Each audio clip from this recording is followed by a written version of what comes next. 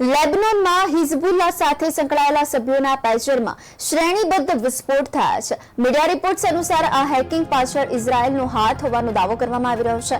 જોકે ઇઝરાયેલ કોઈ પ્રતિક્રિયા આપી નથી. અરબ મીડિયાના અહેવાલો અનુસાર હિઝબુલ્લા સાથે જોડાયેલા 1000થી વધુ સભ્યોને નિશાન બનાવવામાં આવ્યા છે. રિપોર્ટમાં એમ પણ કહેવામાં આવ્યું છે કે સિરિયામાં હાજર હિઝબુલ્લાના ચીફને પણ નિશાન બનાવવામાં આવ્યું છે.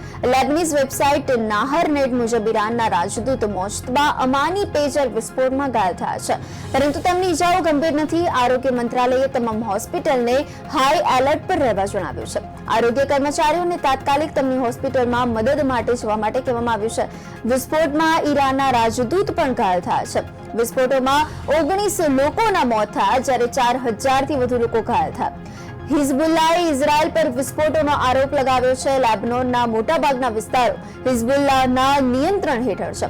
આ સંગઠને તેના લડવૈયાઓને હેકિંગ અને હુમલાના જોખમથી બચવા માટે મોબાઈલ ફોનનો ઉપયોગ ન કરવા જણાવ્યું છે. આ કારણોસર અહીં લોકો પેજરનો ઉપયોગ કરે છે.